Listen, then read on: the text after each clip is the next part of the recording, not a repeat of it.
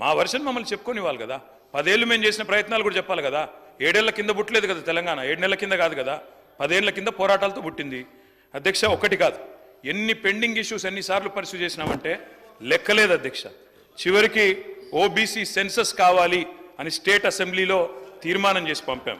అది మాత్రమే కాదు అధ్యక్ష, ఎన్నో రకాల విషయాల్లో ఆఖరికి వ్యవసాయ చట్టాలు కేంద్ర ప్రభుత్వం రైతులకు వ్యతిరేకంగా తెస్తే ఇది మా పార్లమెంట్ సభ్యులు మొత్తంగా పార్లమెంట్లో ప్రొటెస్ట్ చేసింది అధ్యక్ష. అధ్యక్ష, కేటీఆర్ గారు ఏమంటే నేను తప్పు మాట్లాడుతున్నాను సరే, ఇబ్బంది ఉందా? బీజేపీకి వ్యతిరేకంగా మాట్లాడితే మీకెందుకు సార్ ఇబ్బంది, వాళ్ళకెందుకు ఇబ్బంది నాకు అర్థం కాదు. మరి ఇంకేమున్నది ఇబ్బంది నాకు అర్థం, సబ్జెక్టే మాట్లాడుతున్నా కదా, పంపించండి సార్, లేకపోతే ఏం రాయాలి ఏం మాట్లాడాలో పంపించండి, మాట్లాడతాం. ఇదేం పద్ధతి సార్? ఏం మాట్లాడాలో కూడా మీరే చెప్తారా? ఏం మాట్లాడాలో మీరే చెప్తారా సార్?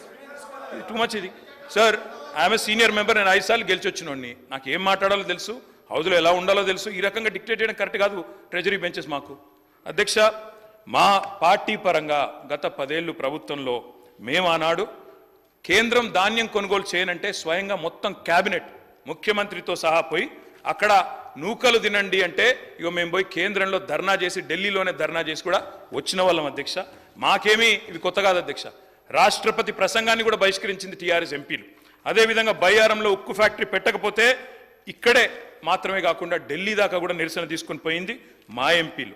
అదేవిధంగా అధ్యక్ష, కంటోన్మెంట్ విషయంలో కేంద్ర ప్రభుత్వం ఇబ్బంది పెడుతుంటే వాటిని కూడా లేవనెత్తింది మేము అధ్యక్ష.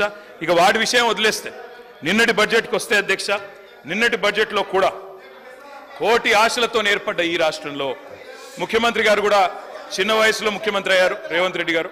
కాబట్టి సహజంగానే ఉత్సాహంగా మీ ముఖ్యమంత్రి గురించే చెప్తున్నా బ్రదర్, ఎందుకు తొందరపడుతుంది? అరే మీ ముఖ్యమంత్రి గురించి చెప్తున్నా భయ్ విను. కేటీఆర్ గారు ముఖ్యమంత్రి గారు చిన్న వయసులో ముఖ్యమంత్రి పదవిని అధిష్ఠించారు. వారు అన్నట్టు కష్టపడే వచ్చినారు, సంతోషం. I congratulate you Revanth Reddy గారు. రేవంత్ రెడ్డి గారికి కూడా ఉత్సాహంగా వారు పాపం చాలాసార్లు ప్రధానమంత్రిని, ముఖ్యమంత్రుల్ని, అక్కడ కేంద్ర మంత్రుల్ని కలిసినారు, కలిసి కూడా రిప్రజెంట్ చేసినారు అధ్యక్ష. ఎన్నో విజ్ఞాపనలు, ఎన్నో వినతి పత్రాలు మేమిచ్చినట్టే మీరు కూడా ఇచ్చిన రేవంత్ రెడ్డి గారు, కానీ న్యాయం మీకు కూడా జరగలేదు. మేము చెప్పేది అదే, మొదటి నుంచి చెప్పేది అదే. ప్రొఫెసర్ జయశంకర్ గారు అధ్యక్ష ఎప్పుడు చెప్పేటోళ్ళు, యాచిస్తే రాదు తెలంగాణ, శాసిస్తే వస్తుంది అని చెప్పేటోళ్ళు అధ్యక్ష. ఇప్పుడు కూడా అదే చెప్తా ఉన్నాం తెలంగాణ ప్రజలకి, యాచిస్తే రాదు, శాసించే స్థితిలో తెలంగాణ ఉండాలి అధ్యక్ష. అందుకే మేము చెప్పేది అధ్యక్ష, ఆనాడు మేము సహకారం అందించిన కేంద్ర ప్రభుత్వానికి, సమరం సాగించిన తెలంగాణ ప్రయోజనాల కోసమే తప్ప ఏ రకమైన లాలూచి కానీ వ్యక్తిగతమైన ప్రయోజనాల కోసం కానీ రాజీ పడలేదు అధ్యక్ష.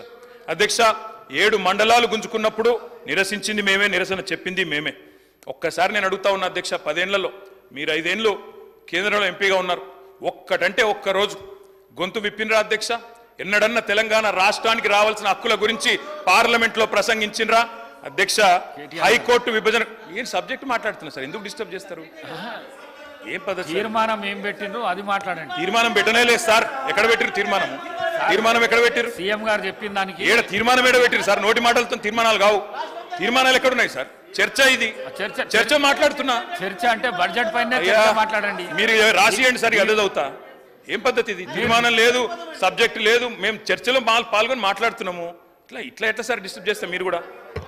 అధ్యక్ష, నేను అడిగేది ఒకటే అధ్యక్ష, 10 ఏళ్లలో ఆనాడు బీఆర్ఎస్ ప్రభుత్వం ఉన్నప్పుడు ఎన్నడన్నా ఒక్కరోజు నిన్న ప్రవేశపెట్టిన బడ్జెట్ విషయంలో చర్చ అదే చెప్తున్నా సార్, నేను అదే చెప్తున్నా. 10 సంవత్సరాలు జరిగింది, మీరు టైం వచ్చినప్పుడు మీకు అవకాశం ఇస్తా, మీరు చెప్తురు. కానీ నిన్న పెట్టిన బడ్జెట్ విషయం దాని మీదే మాట్లాడుతున్నా సార్, దాని మీదే అధ్యక్ష.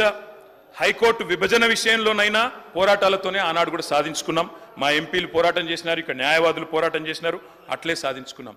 కృష్ణా జలాల విషయంలో ట్రిబ్యునల్ తేల్చాల, ట్రిబ్యునల్ ద్వారా రెఫర్ చేయాలని చెప్పి దాదాపు 10 ఏళ్ళు వెంబడబడితే మొన్న చివరికి కేసీఆర్ గారు గట్టిగా నిలదీస్తే చివరికి కేంద్రం దిగొచ్చి కృష్ణా జలాల పంపిణీ విషయాన్ని మొన్న ట్రిబ్యునల్కి ఎన్నికల ముందు రెఫర్ చేసింది అధ్యక్ష.